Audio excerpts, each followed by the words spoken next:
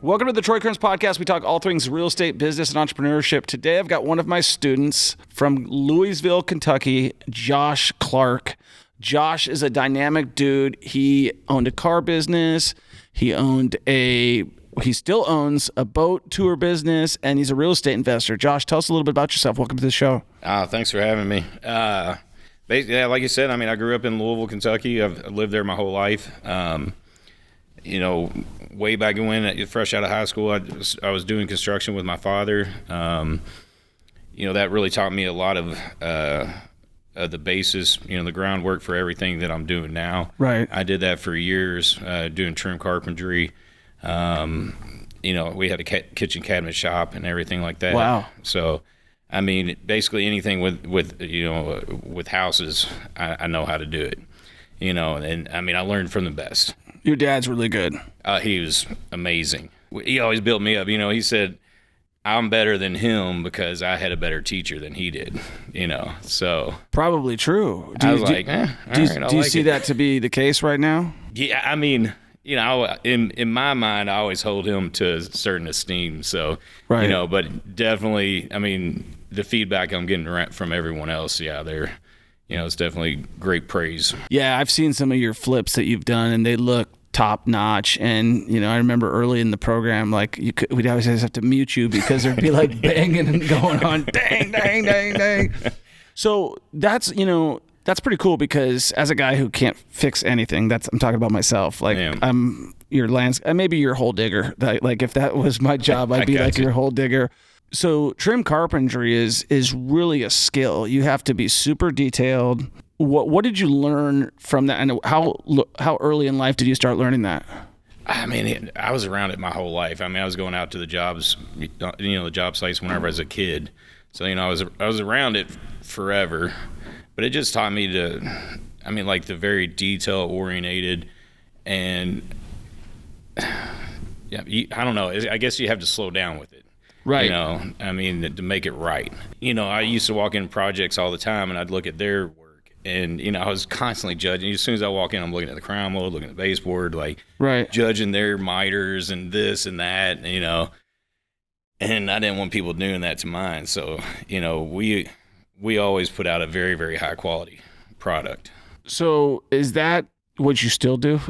Do you still walk around when you walk around casinos and stuff like that? Are you looking at everything? Not as much anymore because it's not what I was doing every single day, right. But I walk in and I see, all the intricate stuff still, but I'm not judging it as hard. That's good. So when you grew up, did you go to college or did you go right into working? I went right into working with my father. Okay. I tried going to college. That was it was a hard deal because working with my father, we rode to work together every day. We were best friends. So, wow. I heard everything, the financial struggles, this struggle. So it was kind of hard for me whenever I would stop and because I did try to go to college for a little bit, right. I'd go to work half day, leave and, go to my classes. But I knew that was it was hard on him because he was losing his best worker. Right. And I knew, so in my mind, it weighed on me that, I was taken away from the business and everything. So eventually I stopped. I don't want to blame that on him, but I know, in my mind, that's... I think you just have a good relationship with your dad. Yeah. That's what I'm hearing. I'm not hearing... Okay, good. Yeah. Yeah. No, I'm hearing, it actually, I always worry about... I've got 2 children who are 9, and I always worry, what am I doing wrong? What am I doing that's going to scar them because I'm being too tough on them? Was your dad pretty tough on you? Yeah. I have 3 sisters, and I just laugh because it was completely different for them, life for them, especially my younger sister. I swear, if she heard me right now, she got babied like crazy. He would leave the job just to go because she was crying about college, and I'm like, man, I stopped going to college for this. Yeah. But he's like, you got to toughen up. You got to do this. You got to do that. Yeah. So you guys worked together. You said you had a cabinet making business? Yeah, we did all custom kitchen cabinets. He has done that for years, but then he didn't. I taught myself all the finishes. We had a spray booth and antiquing, the glazing. And You taught yourself that? Yeah. He didn't teach you? No. Where did that drive come from? Was that a drive like to be better than him? Every time someone asks me that, I know I just one moment always pops up. When I bought my first car, I ran it off the road on the way to school, and I broke the tie rod in, some other stuff. And he just instilled me, like, we pulled it, I got it into the garage. He's like, try to fix it. If you can't fix it, there's always someone you can pay to fix it. Right. So I always try to see if I can't do it myself first. Okay. And so I always go back to that one moment for some reason. That's like, so it stuck out in you when you wrecked the car, and that was kind of like the aha moment of you realizing that you can fix anything yourself if you try hard enough, and if you can't, you just find somebody else. Yeah. So do you still work on your cars and stuff like that? Yeah. My mechanics, they would when I had the car lot, they would always laugh because they'd be out there trying so hard on something, and then, I'd walk in there, hit something just right, and, do it, and they even got me a little placard for Well, it's hard to probably get one over on you. Yeah. Oh, yeah. I hope you enjoyed this podcast. Make sure you give us a 5-star review. Make sure you subscribe. Make sure you share this podcast with a friend. And make sure that you schedule a call with me and my team. We have the Millionaire Mentorship Program. This is for newbie and advanced investors to get started investing in real estate. And if you're listening to this podcast right now, that's exactly what you want, right? You want to learn how to invest in real estate. It's changed my life. It can change your life. And we have a program that'll help you get your first or next investment property within the next 90 days, or I'll pay you $1,000 cash and you don't pay. Guess what else we're launching? We're launching a fund. And if you're interested, I'll include a link in my bio to this fund where you can actually invest with me on a lot of the properties that we're in. In fact, I'm in one of my properties right now in downtown Kansas City, in a building that I bought using my own money, but I started with just one property, and you can do the exact same thing that I did, but you got to get started. You got to take action. So whether you want to invest with me in my fund or whether you want to schedule a call with my team, both those links are in the bio. Enjoy the show. Give us a 5-star review. I owned a tow truck business, and anybody could get, I watched these guys when I was doing auctions, and they were pulling things to tell me it didn't work and stuff like that because they knew it. Yep. But for you, as somebody who's grown up and learning that, I think that that's a really cool skill set. But it sometimes, and when I work with a lot of contractors, like guys who I partner with and stuff, I think we talked about this on a deal before. I'm like, stop thinking like a damn contractor because the contractor wants everything brand new. He wants everything perfect. He wants everything fixed. And then when you're flipping houses, you want to have that quality of work, but at the same point in time, you got to stop somewhere. Yep. So, so you transitioned into the car business. When did you do that? I can't remember the exact date. It was one of the hardest things I ever had to do is tell my dad that I was going to stop working with him, to go do this. But I knew, like, my knees were killing me. I mean, you're crawling around on, doing baseboard, shoe mold. I mean, you're constantly on your knees a lot, doing stairs and everything. So they were killing me. I just didn't see myself and my body lasting at the age he's doing. He still gets out and works. So he's still after it. Yeah, I mean, he's cut back to like 1 or 2 days, maybe, Right. But I mean, he still gets out there and works. So he's a hard-working dude. Oh my gosh, yeah, he'll work to the day he dies, So probably keeps him going. Yeah. Oh, I know, keeping moving and everything. I mean, it's. I know to me it looks kind of hard on him, but also, the movement, it keeps your body healthy. So right, 100%. But yeah, so I mean, I told my dad I was going to quit. Stopped working there, and I went to the car lot because of my body. But you obviously had a curiosity or a fascination with cars. Yeah, it's a friend of mine who has been like a father and mentor to me for years. He was a retired firefighter and got me into buying and selling motorcycles. We were racing bikes and everything, and so we would buy salvage bikes, wrecked and everything, piece them back together. And not all of them were like that, but we told people in Louisville, it's like, bring us a deal, we'll give you $200. And people come out of the woodwork for that $200. They're calling you, I found this bike, I found that bike, and so that's kind of what got me started into that industry. And then so it was like a side hustle at that point in time. Yeah. Oh yeah, for sure. And then we had a friend that had a car lot, and he just was like, man, why don't y'all just go legit, So yeah, right. Like, so you were kind of doing it under the table, just selling. Oh, 100%, yeah. Yeah, just selling motorcycles. Like, That's funny. One of my first vehicles was actually a rebuilt car, right? Mm-hmm. I bought it from some Romanian guys in Seattle, and I remember I'm going to the bank to pay them, and I'm like, "What's rebuilt mean?" Yep. And he's like, "Oh, it just means that we've fixed it all the way up." And I was like, "Oh, okay, all right." But the car was great, lasted me forever. Yep. And so I don't see that as if you know what you're doing, it's just like kind of like flipping a house. Oh yeah, it is if you're doing it right. Yeah. Right. So you get into the car business, you go legit, and how long are you in the car business for? 9 to 10. I'm so bad with time, but probably 8 to 10 years, right. Something like that.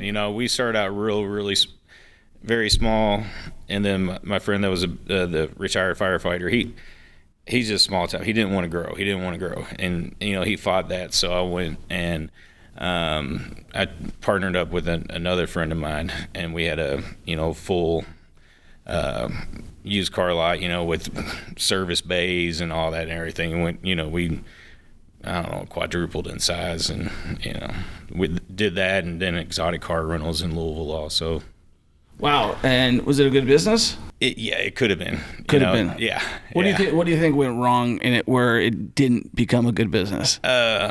We had different values in our partnership. Yes. Yeah. And that's all I'll say there. Yeah, so. Man, I always tell people, man, you really can't partner with people. It just, eventually we're all human beings. Yeah. Somebody's got to be the alpha. Someone's got to be the other thing. And then you got to, I've had successful partnerships, but it definitely takes a lot of work, a lot of trust. Yeah. And it doesn't happen overnight. And then if you do have the right partner, eventually somebody feels some way about something. Oh, yeah. And so, so the partnership ended up not working out. And when did you start transitioning to real estate? How long ago was that? It was 3 years ago. So you're 3 years into real estate. Yeah. What attracted you to that? Was that your construction background? Yeah, that was it. I knew that was kind of my passion and like where my skill was. Right. So, I bought my first house 3 years ago. I mean, I had quite a few friends that are realtors, and right. One really close friend, he is my realtor now that, sells everything for me. We found a house and kind of just dove in. And yeah, man, I honestly thought you were in it for longer than you were. Mm-hmm. Because those of you guys who are listening right now, and if you are, make sure you give us a 5-star review and share this video and everything like that. But Josh, his flips are top notch. And I think, how many did you do last year? 3. Just 3, yeah. And so but 3 flips, and then I bought 3 rentals and rehabbed the rentals also. So. Right. And that is, I didn't start flipping until 2013, and I'd been buying houses for, since 2002, but really actively since 2009. And so I was rental first, then flip to make more money. Mm-hmm. And you were flip and then rentals. Yeah, I did that first flip while I still was at the car lot. And it was kind of like my transition out of it, and because I knew everything was real rocky. Right. And then I saw how much money I could make on it, and so yeah. And let's talk about that. You did all the work yourself? Yeah, that was kind of one of the things. Like, I did 90% of it myself on that first one. I mean, all the reframing of the floor joists, the roof, everything, Are you like a one-man wrecking crew too? Are you in there by yourself? Just like, you strike me as that guy. And I've worked with several of them before where they're like, yeah, I don't need any of that stuff. Just I'll figure out how to do it without anybody's help. Yeah, everybody laughs at me because I figure out how to do most everything by myself. So you're like, you've got all sorts of what are they called? Not jerry-rigged, but just hacks. On this last flip I did, everyone laughed at me because I had a 28-foot LVL beam that was 22 inches tall, which I don't know if you can imagine how heavy that is. Oh, I know how heavy it is. I set it up in the attic by myself. How'd you do that? It was a pain. I literally drug it into the house, took a 15-minute breather, lifted one end up on the ladder. Right. Shimmied my way back, lifted it a little bit further up the ladder, then moved it up to scaffolding, and then, you know. Why the hell are you going to the gym, man? Seriously, but I couldn't get anyone to come help me, so I was like, whatever, I'll do it myself. And so you made good money on that first deal, and then you kind of got excited more about real estate. Yeah, for sure. 'Cause, I mean, that what I saw then is kind of a fault that I have right now that I'm trying to fix, but I'll work on that. When I get a project, I'll work on it 7 days a week and just bust it out as fast as I can. And then I saw that, I was like, man, I worked 2 months, and then I made all this, and I was like, I had so much less headache than what I had at the car lot. I was probably going to make more money. Right. And I didn't have the biggest thing was the liability, some of the stuff that was going on, you know, there. I didn't have exposure, stress of liability that was stuff that I wasn't doing, you know. And so that's what got me out, you know, to completely get away from the car lot. So you kind of jumped all in now, and then when did you say, I need someone to kind of get me a little bit further? Like, you joined my program, and I think you were one of the originals in June 6th, right? Yep. And I remember I was, you know, really following up with everybody at that point in time, kind of really taking a, you know, we didn't have a Ross, a sales guy. It was just me. I was just starting it. And I remember you were talking to me about some things. But when did you start to kind of say, hey, I need some extra help? I was getting a little bit frustrated with most of it was like tax strategy. Right. And like, you know, I was just immersing myself in everything in real estate, you know, listening to different podcasts and this, you know, right. And, you know, on social media, everyone's like throwing these little, they're like, you know, keywords out, you know, 1031, this, blah, blah, blah, blah. And then when it came down to like, okay, how do I apply that to me? They're like, oh, no, you can't do that. Just pay your taxes. It's like, right. Every single time. And I'm just like, this can't, like, you know, everyone's just throwing these words around. I'm like, there has to be a way that I can do what everyone's saying, you know. And I was, you know, just frustrated. That was the main reason. And then also, I'm trying to scale, you know, right, and learn how to do that. Right, and I think that one of the things you figured out quick and easy is that flipping makes you money. Oh yeah. And then what I've noticed, and I think what you picked up, is the way that makes you rich is buying rental properties. Yeah. And we had talked about that during our strategy call. And so, how many rentals you got right now? 4, and then I have another one under contract. We just signed a week ago or something like that. And how many you came into the program with? Just one. One. I didn't even plan on, like, I never saw myself being a landlord. Right. But I had a friend who had a condo that they sold me because they wanted to buy a tiny house. And right. I was trying to talk her out of it. Like, I was like, this is a horrible idea. Right. Your condo's paid off. Like, don't do this. Right. But it worked. Like, I bought my first condo. It's a condo. I bought it for $38,000. You know, it appraises for $120,000, $125,000, something like that. And I got a renter in there that paid me the 4 years rent up front. You know, and that was my first intro to rentals. Yeah, and that's a great one to do a 1031 exchange with. If you ever do decide to sell that one, I mean, you just 1031 that into two other cheap properties. Yep. And then you don't pay no taxes. So if anybody's listening and they're trying to figure out what is a 1031, all you got to do is you take that property. He bought it for $38,000. It's worth how much now? $120,000. So he potentially has a $80,000 gain, $82,000 gain. You take that, all you do, and it confused the crap out of me first when I first started doing it. All you do is you take that. You don't have to do anything prior to this, but when you sell it, it needs to go to a third-party intermediary. Mm-hmm. That party is like an escrow company. They hold that money, okay? And then you have 45 days from the time that closes to go and identify properties in excess of that money. If they don't exceed that amount of money, then you have to pay the difference of what that tax is. Like, let's say you bought a property for $110,000, you'd have to pay $10,000 in capital gains. But if you do, you could also buy $400,000 or $500,000 worth of property, and you'd exceed that, and you'd be fine.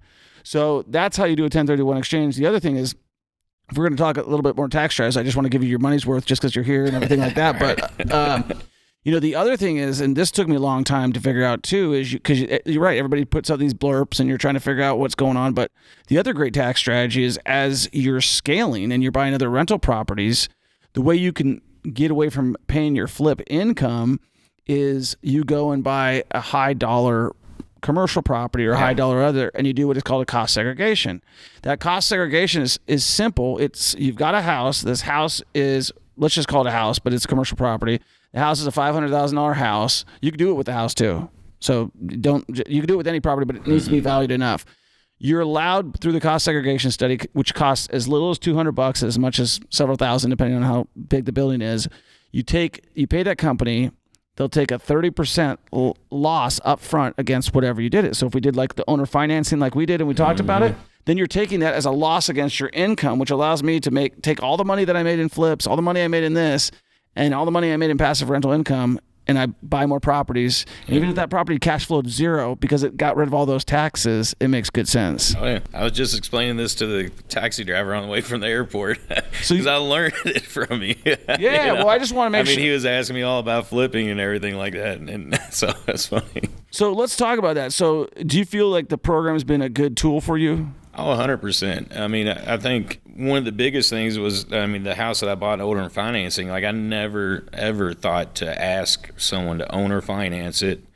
And that was a crazy deal. I mean, basically the numbers on that, as I was doing my, one of my flips, there was a house right around the corner, 3 doors away. It had a for rent sign, and then I looked it up. It was, or lease to own op. And, I started talking with the people, and they were asking $320 for the house. I ended up getting it for $280, owner finance with fixed payments for $36. What do fixed payments mean? 0% interest. Right. So it's like free money for 3 years. Right, and you're going to find out one thing I'm going to teach you right now that you may have not thought about. So these people get comfortable getting that money every month. Mm-hmm. So at like 2.5 years, you might want to go to him and say, hey, this is really working out nice for both of us, isn't it? Would you just want to keep this thing going and we'll do an addendum to it and we'll just extend it forever? Right. And he might say, yes, I've done it time and time again, because once you get them in the rhythm, for them to change, sometimes they just would rather keep things the way they are. Yeah. So, yeah, just keep that in your back pocket. Oh, yeah. So, I mean, to me, that was the biggest benefit, and that was like 2 or 3 weeks into the program. Yeah, because I mean, I was making a house. I just bought another house. It was the nicest house I lived in. Right, and it was $2,400 a month. $1,850 was going to interest. Right, and I'm just like, man.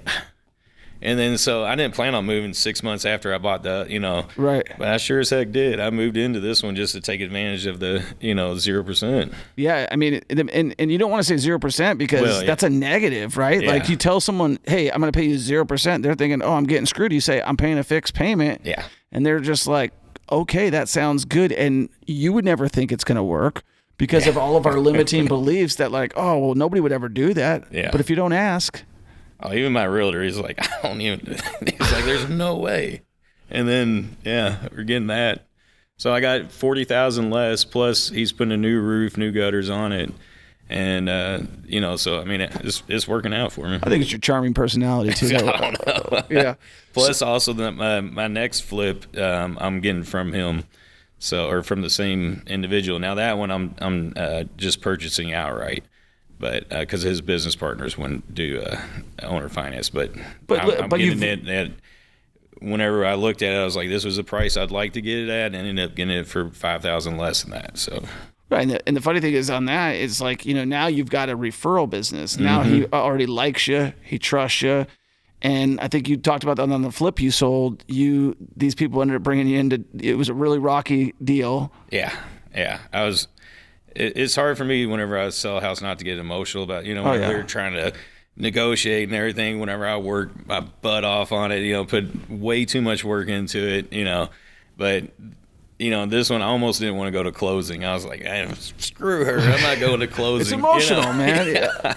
So, but finally, I brought myself to realization, went and she, I have a key to the house. She gave me a garage door opener to the house. I mean, and she's bought the house 3 or 4 months ago, so, I mean, she trusts me.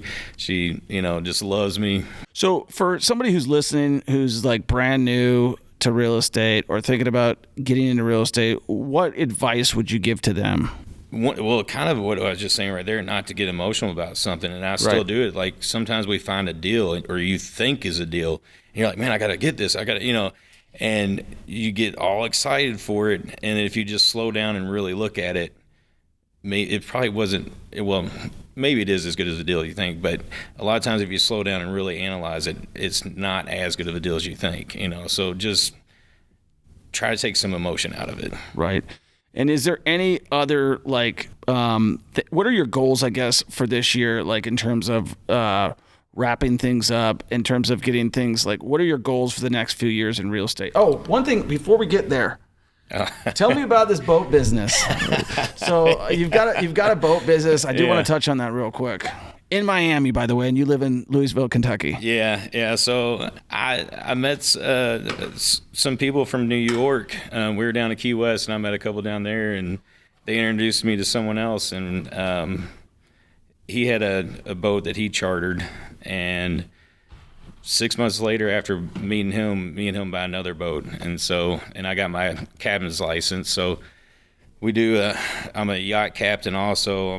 So I have two lives. In Louisville, I work my butt off, and then I go to Miami, and I still work my butt off. But I'm a yacht captain down there. It's a little bit better scenery and everything. Yeah. So captains make good money, don't they? Oh yeah, they can. I mean, sure. I've heard of tugboat captains making $500,000 a year. Oh, yeah. You get, if you really get your experience up into those levels, those guys, make a lot of money. Right. So when you became a captain, what kind of a captain are you? Just like you have to get a license for that? Oh, yeah. Yeah. It was one of the most stringent, background checks and all kinds of stuff for the FBI, like all kinds of stuff. Because you had to get your merchant mariner's license. I have my 100-ton masters offshore with towing. So funny enough, I had my ordinary seaman merchant marine card. I was going to do the get on those barges and roll back and forth. I met a guy on a plane like when I was really young, and I didn't know what I wanted to do, and he was telling me what he did for a living, and he just got on all those boats and went and traveled all the countries, and that sounded like real fun. Yeah. But then just like anything, you didn't know what you didn't know, and I was like, I don't know what to do, and so I got the card, and once I got the card, I didn't know what the next step was, right. And so I got the card. Yeah. But I think I still even have the card. Like I held on to that because really, yeah, I would. So yeah, there's all kinds of different levels of the captains. Like you can get your 6-pack license, and then depending on your experience, you move up there. So from that, so I can drive legally. I can drive a 100-ton vessel. What is it? Just means weight, right? Yeah. And so, how big is that? Is that like a yacht? Oh yeah, most of the yachts. Most of the yachts. Small container ships. Technically, I have a license for that. So you're just an all-around skilled guy. Like you can drive freaking yachts, you can sell cars, you can fix houses. You're a pretty skilled guy. When it comes, anything that deals with skill or like physical skill, that's what I'm great at. Computers, I'm not great at. Networking, I'm not great at. There's a lot of things that I'm not great at, but I'm very confident in myself when it comes to those aspects. For people who want to follow your journey, how do they follow your journey? Oh, I don't even do social media that much. Yeah, well, that's true. I need to work on that. It's I guess I'm just on Instagram, really. Okay, what's your handle on Instagram? Clark Josh 13. Clark Josh 13 on Instagram. Okay, yeah. And then just kind of to wrap things up, what are your plans for 2023 and beyond? 23 and beyond. So 23, I want to at least get 5 more rentals this year. I definitely need to work on getting my systems together to where I'm doing less work myself. Right. And then from there, I eventually want to move to Florida. So I need to learn how to do some out-of-state deals and everything like that. I haven't done any of those yet. Right. I think where you're at, Louisville, Kentucky, load up on rentals. Mm-hmm. Moved. I think we had this conversation once before. Moved to Florida. I think I'm headed there myself. Yep. I think that it's going to be hard to scale in Florida unless you go to like places like Panama City, Where are you planning on moving in Florida? That I don't know yet. I don't know. I mean, Miami's too much. Yeah, it is. I don't want to be there. It's like Naples. It's like an hour and a half away. Yeah. And then you got like Naples, you've got all the water right there. Mm-hmm. You've got Tampa 3 hours away, Disneyland 2 hours away, and then you've got Florida or Miami down Alligator Alley, and but Miami's too much. Yeah, it's. I'd love to go there for a week, but I couldn't live there. I have a lot of friends a lot of Louisville friends in Tampa and Clearwater. It's kind of a small, I don't know, a lot of people move down there from that, so I don't know. You get landlocked in Clearwater. I looked at that. It's like, man, it takes 30 minutes just to get from Tampa to Clearwater. Yeah, that's true. So for me, but if you got a boat, you really don't care. So do you want to do, what is like more exciting to you, the boating business or the real estate business? I tell you, I love boating. And, but I know that that's not going to be something that I make, I can grow into fully support myself. So, I mean, real estate I love also. So they're going to work hand in hand. Cool. The bigger I grow with the real estate, the more I can do the boating. And you're starting to see the rental cash flow coming in? Oh, yeah. So, I mean, it's already, more than makes my house payment. So, yeah, that's lovely. That's awesome, man. Well, I appreciate you coming on the podcast. I appreciate you coming to the event. We're out here in Las Vegas, Nevada at the Orleans Hotel and Casino. We're doing our mastermind. I tell you what, this is the last one I do out of state, man. What a pain in the ass to get everything out here and do like that. I used to live here, but I tell you, it's different. Like when we were talking on the way out here, me and my wife, she was like, why did we book it over here? I was like, because we thought it would be a good idea. It's like, you only learn by getting outside your comfort zone. I think that's one thing that you're really good at doing is getting outside your comfort zone. Guys, if you want to invest in real estate, if you want to change your life, take action, get a mentor, do whatever you need to do. Obviously, I'm biased. I think we've got a good, nice, intimate program, and it's only going to get better as I learn from guys like Josh what they need. And I think that Josh is going to be a junior coach here eventually. That's what we're looking to bring in and kind of really highlight on the construction side of things. So appreciate you coming on, Josh. Oh, thank you. All right, man. Peace. Are you interested in investing in real estate, but you don't feel like you got the time to take a coaching program? I get it, right? You're busy, you're making money, and that's okay, but you want to invest with me because you're like, Troy, I like what you do. I see what you're doing. You're a real deal. Yes, I am. I'm an average Joe. I worked at Burger King. I worked at Red Robin. I started investing in real estate, and I started from absolutely nothing, and I will take you along with my journey, and you can get all the benefits, but you got to be an accredited investor. If you want to invest with me and you want to be a part of something great and you don't have the time, guess what? We're launching a fund that you can be a part of, but you got to be an accredited investor. And if you want to find out more about what that looks like, all you got to do is click the link and we'll show you exactly what that looks like. And guess what? If you're not an accredited investor, then you may down the road be an accredited investor. So definitely learn what that's all about, and we'll see you on the next one.